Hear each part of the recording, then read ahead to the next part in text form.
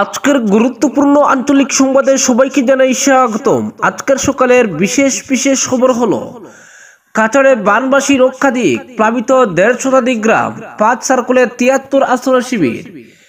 কাছাড়ের বন্যা পরিস্থিতি ক্রমশ অবনতি হচ্ছে। মঙ্গলবার পর্যন্ত বন্যার পদধ্বনি শোনা গিয়েছিল, কিন্তু বুধ ও বৃহস্পতিবার নদীগুলো আরো ভয়াবহ হয়ে উঠতেই জেলার ১৫০ শতাধিক গ্রাম প্লাবিত হয়। বানবাসীর সংখ্যা ছাড়িয়ে যায় ১ লক্ষ। বিভিন্ন শিবিরে আশ্রয় নিয়েছেন কয়েক হাজার বন্যাক্রান্ত।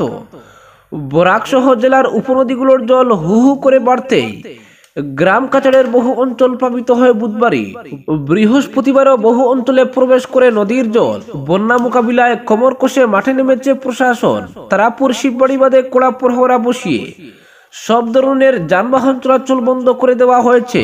সঙ্গে চলছে বাঁধ মেরামতের কাজও। নজর রাখা হচ্ছে বেতুকান্দি বাঁধের দিকেও। আশ্রয় শিবিরগুলোতে পর্যাপ্ত জল ও ঔষধের ব্যবস্থা করতে সংশ্লিষ্ট বিভাগকে নির্দেশ দিয়েছেন জেলা আয়ুক্ত রোহন কুমার ঝা। রোহন কুমার ঝা জানিয়েছেন, বিপদসীমার উপর বইছে প্রতিটি নদী। পরিস্থিতির দিকে সতর্ক দৃষ্টি রাখছে প্রশাসন। কাছাড়ের ৫টি সার্কেলে এখন পর্যন্ত ৭৩টি আশ্রয় শিবির খোলা হয়েছে জেলার বিভিন্ন প্রান্তে। ১,০৩,০০০ মানুষ বন্যার কবলে পড়েছেন। এর মধ্যে ১৪,০০০-এর বেশি শিশু বন্যায় প্রভাবিত হয়েছে। ১৫২টি গ্রাম বন্যার কবলে পড়েছে। বন্যা মোকাবিলায় সব ধরনের ব্যবস্থা গ্রহণ করা হয়েছে বলে জানান তিনি। অন্য একটি সূত্রের খবর, উদারবন সার্কেলের ২৩টি গ্রাম বন্যার কবলে পড়েছে। শিলচর সার্কেলে বন্যা কবলিত গ্রাম ৩২টি। সবচেয়ে বেশি কাঠিগোড়ার ৭৫টি গ্রাম রীতিমতো জলমগ্ন হয়েছে কদিনের ধারাবর্ষণে। লক্ষ্মীপুর সার্কেলের ৪টি ও সোনাই সার্কেলের ১৬টি গ্রাম প্লাবিত হয়েছে বন্যার জলে। শিলচর সার্কেলে বানবাসীর সংখ্যা প্রায় ৬০,০০০। ৩০টি আশ্রয় শিবির খোলা হয়েছে ওই সার্কেলের অধীন বিভিন্ন স্কুলে। কাঠিগোড়ায় ১০টি শিবিরে আশ্রয় নিয়েছেন বহু বানবাসী। কয়েক হাজার বানবাসীর মধ্যে ত্রাণ বন্টনের কাজ শুরু করা হয়েছে। এদিকে বন্যাক্রান্তদের রোগ প্রতিরোধে প্রতিটি শিবিরে চিকিৎসা প্রদান করতে স্বাস্থ্য বিভাগকে নির্দেশ দিয়েছে প্রশাসন। জেলা আয়ুক্ত জানান, স্বাস্থ্য বিভাগের যুগ্ম সঞ্চালককে চিকিৎসা শিবির চালু করতে বলা হয়েছে। শীঘ্রই প্রতিটি আশ্রয় শিবিরে যাবে স্বাস্থ্য বিভাগ। এছাড়া পানীয় জলের যোগান দেওয়ার ব্যবস্থা করতে জনস্বাস্থ্য ও কারিগরি বিভাগকে নির্দেশ দিয়েছেন ডিসি। অন্যদিকে জমাজলে আবদ্ধ শিলচর শহরের বহু এলাকা। বৃহস্পতিবার শহরের ১২টি ওয়ার্ড জলমগ্ন থাকার তথ্য দিয়েছে প্রশাসন। Malugram, Itkhola, Janiganj, Phatakbazar, Buiya road, Kalibarichar, Sonai road, Hailakandi road, Ashram road, Tarapur, link road, Bilpar এলাকা জলমগ্ন হয়ে পড়ে প্রায় ১২,০০০ মানুষ প্রভাবিত হয়েছেন জমাজলে। বন্যা মোকাবিলায় প্রশাসনের সঙ্গে কাজ করে যাচ্ছে জল সম্পদ বিভাগও। অপরদিকে সবাই যখন বেতুকান্দি বাঁধ ও স্লুইস গেট নিয়ে ব্যস্ত, ঠিক সেই মুহূর্তে অন্যান্য অকেজ স্লুইস গেট শিলচর শহরবাসীকে আতঙ্কিত করে তুলেছে। বৃহস্পতিবার শিলচর সুটকিপট্টির পাশের এক স্লুইস গেট দিয়ে শহরে জল ঢুকতে শুরু করেছে। এলাকাবাসীর অভিযোগ, সুটকিপট্টির পাশের স্লুইস গেট অনেকদিন ধরে অকেজ অবস্থায় পড়ে রয়েছে, তাই অবাধে ওই স্লুইস গেট দিয়ে জল ঢুকছে শহরে। এদিকে বৃহস্পতিবার সন্ধ্যা থেকে বুইয়ারগদি, জানিগঞ্জ, কালীবাড়িচর, ফাটকবাজার, দুপাপট্টি এলাকায় বরাক নদীর জল ঢুকতে শুরু করেছে। জানিগঞ্জ রোডে নদীর জলস্রোত বইছে দেখে জনমনে আতঙ্ক দেখা দিয়েছে। এলাকাবাসীর অভিযোগ, সংশ্লিষ্ট এলাকার দুটি স্লুইস গেট দিয়ে জল ঢুকছে ও বুইয়ারগদি রোডে প্রবল স্রোত বইছে। সন্ধ্যার পর রীতিমতো দৌড়ঝাঁপ শুরু হয়ে যায় সংশ্লিষ্ট এলাকায়। এলাকাটি ব্যবসায়িক দৃষ্টিকোণ থেকে অত্যন্ত গুরুত্বপূর্ণ, তাই মালপত্র সামাল দিতে রীতিমতো উঠে পড়ে লেগেছেন ব্যবসায়ীরা। ২০২২ সালের বন্যার পুনরাবৃত্তির আশঙ্কা দেখা দিয়েছে ওই এলাকায়। ২২-এর সেই ভয়াবহ বন্যার পরও কেন এইসব অকেজ স্লুইস গেট সংস্কার করা হয়নি, এই সওয়াল উত্থাপন করেছেন এলাকাবাসী। এ নিয়ে জল সম্পদ বিভাগের চরম গাফিলতির কড়া সমালোচনা করেছেন প্রদেশ কংগ্রেসের কর্মকর্তা সঞ্জীব রায়। তিনি বলেন, ২২-এর ভয়াবহ বন্যার পর থেকেই শহরের অকেজ স্লুইস গেট সংস্কারের দাবি উঠে। সরকারের পক্ষ থেকে ৬ মাসের ভেতরে তা সংস্কার করা হবে বলে জানানো হয়েছিল, কিন্তু প্রায় ২ বছর পর যখন বন্যা পরিস্থিতি দেখা দিয়েছে, তখন স্লুইস গেটের কাজ চলছে। যুদ্ধকালীন তৎপরতায় কাজ করার দাবি জানিয়ে জল সম্পদ মন্ত্রীকে কঠোর পদক্ষেপ নেওয়ার দাবি জানিয়েছেন তিনি। প্রাক্তন পুর কমিশনার সাধন পুরকায়স্থ বলেন, স্লুইস গেট সংস্কার এবং রক্ষণাবেক্ষণের জন্য জল সম্পদ বিভাগের ইঞ্জিনিয়ারিং সেকশন রয়েছে। তারা নিজেদের দায়িত্ব কতটুকু পালন করেছেন এ নিয়ে প্রশ্ন উত্থাপন করেন তিনি। এদিকে জল সম্পদ বিভাগের কার্যনির্বাহী অভিযন্তা কে জামান বলেন, জানিগঞ্জের যে স্লুইস গেট দিয়ে জল ঢুকছে শীঘ্রই যাতে তা আটকানো যায় এ ব্যাপারে প্রচেষ্টা চলছে। একটি স্লুইস গেটে গোলযোগের কথা উল্লেখ করেছেন তিনি, বলেন এই স্লুইস গেটের প্লেটে লিকেজ রয়েছে, সেটা জিওব্যাগ দিয়ে বন্ধ করার কাজ চলছে, শীঘ্রই তা সারিয়ে ওঠা সম্ভব হবে বলে আশা প্রকাশ করেছেন তিনি। অপরদিকে লক্ষ্মীবাজার সীমান্তের বর্ডার রোড উপচে ঢুকছে কুশিয়ারার জল। এলাকার আন্তঃরাষ্ট্র সীমা বিএসএফ এর 60টি চৌকি জলের নিচে। 70 কিলোমিটার নদী সীমান্তে লাল সংকেত। বিপদ সীমার উপর দিয়ে বইছে করিমগঞ্জের 3টি নদী। ভারত বাংলা সীমান্ত নির্ধারণ করা কুশিয়ারা নদীর জলে প্লাবিত হচ্ছে ভারতীয় মূল ভূখণ্ডের বহু এলাকা। জলের নিচে সীমান্ত সুরক্ষা বাহিনীর 16 নম্বর ব্যাটালিয়নের 60টি সীমান্ত চৌকি। জওয়ানদের স্থানান্তর করা হচ্ছে পার্শ্ববর্তী এলপি স্কুলে। কাছাড় জেলার সঙ্গে করিমগঞ্জ জেলার প্রায় 70 কিলোমিটার নদী সীমান্ত এলাকায় লাল সংকেত জারি করা হয়েছে। টহল বাড়ানো হয়েছে। বাংলাদেশ থেকে দুষ্কৃতী দল যাতে করে এপারে প্রবেশ করে তাণ্ডব চালাতে না পারে তার জন্য স্পিড বোট নিয়ে টহল দিচ্ছে কেন্দ্রীয় বাহিনীর জওয়ানরা।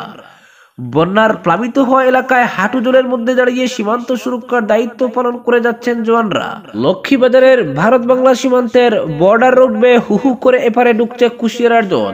লক্ষ্মীবাজার বিওপি থেকে উত্তর লাফাশাইল পর্যন্ত আন্তর্জাতিক সীমান্ত নির্ধারণ করা কাঁটাতারের বেড়া গলে গতরাত থেকে তীব্র গতিতে জল প্রবেশ করছে আশপাশের গ্রামগুলিতে। ক্ষতিগ্রস্ত শতাধিক পরিবার। অনেক স্থানে ভূমিধসে ক্ষতিগ্রস্ত হয়েছে কাঁটাতারের বেড়া। নদীর সঙ্গে প্রতিটি উপনদী জলমগ্ন। যে কোনো সময় পরিস্থিতি ধ্বংসাত্মক রূপ ধারণ করতে পারে। করিমগঞ্জ প্রশাসন সহ জল সম্পদ বিভাগ সতর্কতা অবলম্বন করে যাচ্ছে। জেলার বন্যা পরিস্থিতি, জল সম্পদ বিভাগের চলমান প্রকল্প, ত্রাণ ব্যবস্থা, বন্যা পরিস্থিতি, নদীবাঁধ সংস্কারের অগ্রগতি খতিয়ে দেখতে দুদিনের সফর সূচি নিয়ে বৃহস্পতিবার বরাক উপত্যকায় এসেছেন আসামের জল সম্পদ, তথ্য ও জনসংযোগ, সংসদীয় পরিক্রমা সামাজিক ন্যায় দপ্তরের মন্ত্রী পীযূষ হাজারিকা। বেশিরভাগ উত্তর করিমগঞ্জ এলাকাতেই কুশিয়ারার জলে একাকার ভারত বাংলার 2 সীমান্ত। 27 নম্বর ইমামগঞ্জ জেবিএলপি স্কুলে অস্থায়ীভাবে স্থানান্তর করা হয়েছে জগন্নাথী বিএসএফ ক্যাম্পের জওয়ানদের। সীমান্তে দিয়ে জল ঢোকার কারণে একই অবস্থা চাঁদশ্রী বিএসএফ ক্যাম্পের। চাঁদশ্রীকুনা বিওপি স্থানান্তর করা হয়েছে আব্দুল মজিদ প্রাথমিক বিদ্যালয়ে। জলমগ্ন অবস্থায় আছে কুড়িখোলা, সন্দেশ, স্টিমার ঘাট, জবাইনপুর, চোড়াকুড়ি বিএসএফ ক্যাম্প। বৃহস্পতিবার ভোর রাতে স্টিমার ঘাট ক্যাম্পের জওয়ানদের স্থানান্তর করা হয়েছে পার্শ্ববর্তী প্রাথমিক স্কুলে। প্রাকৃতিক দুর্যোগের কবলে পড়েছে নমেন্সল্যান্ডের বাসিন্দারা। ভারত বাংলা সীমান্ত নির্ধারণ করে কুশিয়ারা নদী বর্তমানে বিপদ সীমার প্রায় 2 মিটার উপর দিয়ে প্রবাহিত হচ্ছে। অবশ্য সীমান্ত সুরক্ষার জন্য প্রহরাতে কোনো খামতি রাখছেন না সীমান্ত সুরক্ষা বাহিনীর জওয়ানরা। দেশের সুরক্ষা বলে কথা, যার কারণে হাঁটু জলে দাঁড়িয়ে ঠায় প্রহরা দিতে দেখা গিয়েছে অনেক জায়গাতে। বালুর বস্তা দিয়ে জলের গতিরোধ করতে মাঠে নেমেছে বিএসএফ। উল্লেখ্য যে প্রতি বছরই বন্যার ফলে বহু ক্ষতিগ্রস্ত হয়ে থাকে বিএসএফ এর বিওপি গুলি। তবে সরকার পক্ষ থেকে চৌকিগুলি স্থানান্তর করা বা কোনো উল্লেখযোগ্য পদক্ষেপ নিতে কিন্তু দেখা যায় না। বন্যার প্রতি লক্ষ্য রেখে সীমান্ত এলাকায় নিরাপত্তা পর্যাপ্ত পরিমাণে রয়েছে কিনা তা খতিয়ে দেখতে নদী দিয়ে কুশিয়ারা লঙ্গাই নদী এলাকা পর্যবেক্ষণ করেছেন বিএসএফ এর উচ্চপদস্থ আধিকারিকরা। অপরদিকে কাটলিচুড়ায় বন্যার জলে ডুবে মৃত্যু হলো এক যুবকের। মৃত্যু হওয়া যুবকের নাম আবুল হোসেন বড়বুইয়া। কাটলিচুড়া রাজস্ব চক্রের আপিন 2য় খণ্ড পাহাড়গাঁওয়ের প্রয়াত জমির উদ্দিনের ছেলে আবুল হোসেন বৃহস্পতিবার দুপুরে বাড়ি থেকে বের হন। জানা গেছে তিনি বাড়ি থেকে বের হওয়ার সময় জানান নিজের ফিশারি দেখতে যাচ্ছেন। সন্ধ্যা অবধি আবুল ফিশারি থেকে বাড়ি না ফিরায় বাড়ির লোকেরা তার খুঁজে ফিশারিতে যান। অবশেষে ফিশারির জলেই তার মরদেহ দেখতে পাওয়া যায়। বাড়ির লোকদের ধারণা জল ভর্তি ফিশারিতে পড়েই তার মৃত্যু হয়েছে। পরিবারের একমাত্র উপার্জনকারী ছিলেন তিনি। বিডিএসএফ এর সভাপতি আব্দুল আহাদ লস্কর মৃতের পরিবারকে ক্ষতিপূরণের দাবি জানিয়েছে। এদিকে রাতে মরদেহ ময়নাতদন্তের জন্য হাইলাকান্দি এসকেরায় সিভিল হাসপাতালে পাঠানো হয়েছে। অপরদিকে করিমগঞ্জে ভেঙে যাওয়া নদীবাঁধ পরিদর্শন মন্ত্রী পীযূষ হাজারিকার। ভেঙে যাওয়া বাঁধগুলো মেরামত করতে এখন আর 7-8 মাস নয়, মাত্র 15 দিনের মধ্যে মেরামত করে মানুষ চলাচলের উপযোগী করে দেওয়া হবে বলে জানিয়েছেন করিমগঞ্জের অভিভাবক মন্ত্রী তথা জল সম্পদ বিভাগের মন্ত্রী পীযূষ হাজারিকা। বৃহস্পতিবার করিমগঞ্জে পৌঁছে প্রথমে মন্ত্রী হাজারিকা বারৈগ্রামের ইসাকুঞ্জের লঙ্গাই নদীর বাঁধের ভাঙ্গা অংশ পরিদর্শন করেন। সেখানে এই মন্তব্য করেন মন্ত্রী পীযূষ হাজারিকা।